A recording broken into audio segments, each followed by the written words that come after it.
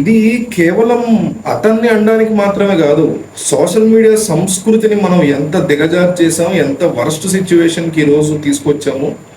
మన తర్వాత రాబోయే జనరేషన్స్ ఇదంతా చూసి ఇట్లా తిట్టుకోవచ్చు అనమాట, ఇట్లా బూతులు మాట్లాడుకోవచ్చు అనమాట అనే ఒక హీనమైన స్థితికి తీసుకొచ్చాము అనే విషయాన్ని చెప్పడానికి వీడియో చేస్తున్నాను. సో అతను ఏమన్నాడు, ఆయన ఎవరు అనేది మనం చూద్దాం.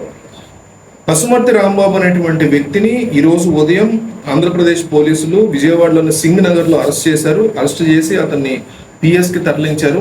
గీతాంజలి యొక్క ఆత్మహత్య కేసులో కొంతమందిని అరెస్ట్ చేయబోతున్నారు అనే సమాచారం వచ్చింది. ఆ తర్వాత ఇతనితో ఈ అరెస్ట్ మొదలుపెట్టారు. ఆ తర్వాత ఇంకొక వ్యక్తిని కూడా అరెస్ట్ చేశారు. ఈ అరెస్టుల పరంపర కొనసాగే పరిస్థితి కనిపిస్తోంది. ఆంధ్రప్రదేశ్ రాజకీయాలలో, ఆంధ్రప్రదేశ్ రాష్ట్రంలో తెలుగు వాళ్ళు ఉన్న ప్రతి ప్రాంతంలో కూడా ఈరోజు గీతాంజలి గురించే డిస్కషన్ వచ్చేటువంటి పరిస్థితి ఉంది. సో ఇట్లాంటి వ్యవహారాల నడుమ, ఇట్లాంటి పరిస్థితుల నడుమ ఒక వ్యక్తి, జగన్మోహన్ రెడ్డి యొక్క పథకాలు అందుకున్న వ్యక్తి, తాను సంతోషంతో ఎక్స్ప్రెస్ చేసుకునేటువంటి హక్కు ఆమెకి లేదా? జగన్మోహన్ రెడ్డి కాబట్టి చంద్రబాబు ఇస్తాడు. అది ప్రభుత్వం మారుతున్నప్పుడు పథకాలు అన్నాక ప్రజలకు అందుతూ ఉంటాయి. వాటి గురించి ఆ అమ్మాయి చెప్తుంది. లేదు 4 అమ్మఒడులు వచ్చాయి, 5వదని చెప్తున్నావు ఏంటమ్మా అని అడగాల్సిన విధానంలో అడగొచ్చు. నువ్వు ఫిక్స్డ్ డిపాజిట్ చేసుకునే అంత డబ్బులు వస్తున్నాయా అని అడగాల్సిన విధానంలో అడగొచ్చు. కానీ ఇక్కడ మెయిన్ ప్రాబ్లం ఏంటంటే, ఇక్కడ తిట్టింది టీడీపీ వ్యక్తి, వైసీపీ వ్యక్తిని తిట్టారా, టీడీపీ వ్యక్తిని తిట్టారా, సామాన్యుల వ్యక్తిని తిట్టారా? అసలు ఇది కాదు పాయింట్. ఏ రకమైనటువంటి భాషని మనం సోషల్ మీడియాలో ఈరోజు నార్మలైజ్ చేసేసాము, జనరలైజ్ చేసేసాము. పచ్చి బూతులు తిట్టుకోవడాన్ని చాలా తప్పేం లేదు అనే ఫీలింగ్ని రానున్న జనరేషన్స్కి కలిగిస్తున్నాము అనేది చాలా చాలా ఇంపార్టెంట్. అది ఇక్కడ అసలు పాయింట్, మెయిన్ రూట్ కాజ్ అది.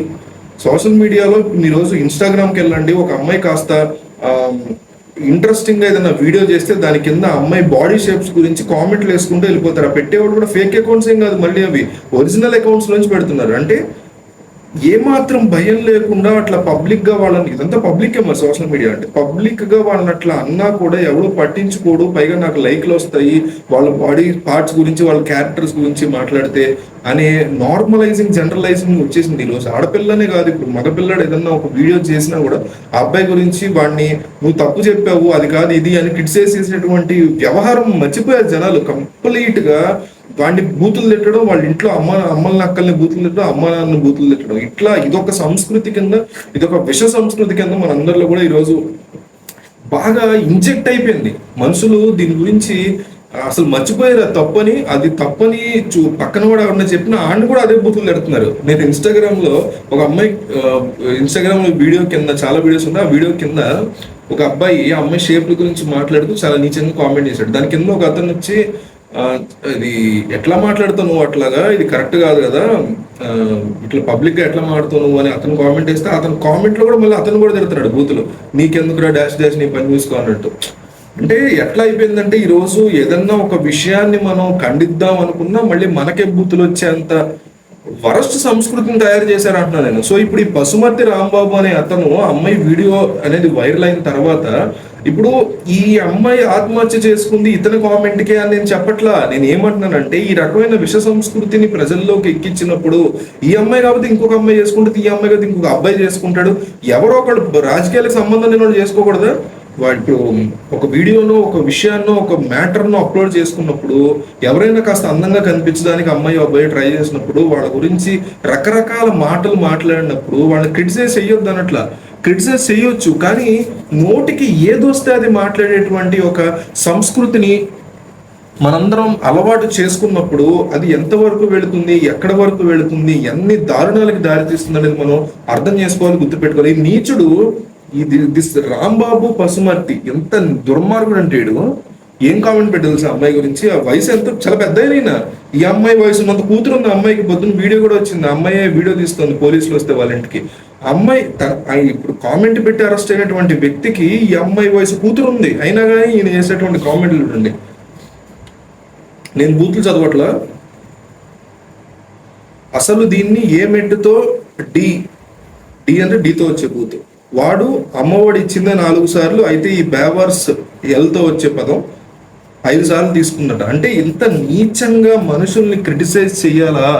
మీకు నిజంగా అమ్మాయి చెప్పింది అబద్ధం అనిపిస్తే ఏమ్మా ఇచ్చింది 4 సార్లు నువ్వు 5 సార్లు అని చెప్తున్నావు, నువ్వు మ్యానిపులేట్ అయిపోయినట్టున్నావు, లేదా నీకు వాళ్ళని డబ్బులు ఇచ్చారా, ఎందుకు ఇట్లా మాట్లాడుతున్నావు, నువ్వు మాట్లాడేది కరెక్ట్ కాదు, లేదా ఈ అమ్మాయి మాట్లాడేది కరెక్ట్ కాదు అని కోట్ చేయొచ్చు. శుభ్రంగా అమ్మాయి వీడియో పెట్టి పైన కోట్ చేసి వాడు ఇట్లా మాట్లాడాడు అంటే ఎంత ఒళ్ళు బలిసి ఒళ్ళు కొవ్వెక్కి మాట్లాడుతున్నారు జనాలు. ఇతను మాత్రమే అనట్ల నేను, ఏ పార్టీ అయినా ఏ మనిషి అయినా ఒక చిన్న నార్మల్ సంబంధించినటువంటి వీడియో అయినా సరే, ఒక పార్టీలకు సంబంధించింది అయినా సరే, ఆడపిల్లైనా సరే మగపిల్లాడైనా సరే, ఒక వ్యక్తిని క్రిటిసైజ్ చేసేటప్పుడు ఎందుకు అట్లాంటి లాంగ్వేజ్ వస్తుంది మీకు? అంత ఒళ్ళు కొవ్వెక్కి ఎందుకున్నారు మీరు? అంత పెద్ద వయసు వ్యక్తి నలుగురికి, నాలాంటోడికి మీలాంటోడికి ఇట్లా చేయకూడదు బాబు అని చెప్పాల్సిన వ్యక్తి ఈ రోజు అట్లా మాట్లాడుతున్నాడంటే ఎంత నీచమైనటువంటి సంస్కారాన్ని సమాజానికి ఇలాంటి వాళ్ళు అందిస్తున్నారు. రేపొద్దున ఈయనకు కూతురు నీకు కొడుకు ఉండి ఉంటాడు, అతను కూడా చూసి ఇట్లా మాట్లాడితే, లేదా ఆయన కూతురు మాట్లాడితే ఎంత దారుణమైనటువంటి విషయం, సిగ్గుపడాల్సినటువంటి విషయం ఇది మనందరం కూడా. దీని మీద మీ అభిప్రాయం కామెంట్ లో చెప్పండి. క్లియర్ కట్ గా దీని మీద మీకున్న కంప్లీట్ పరిజ్ఞానాన్ని కూడా కామెంట్ లో మీకు అనిపించిన పాయింట్ ని క్లియర్ కట్ గా చెప్పండి.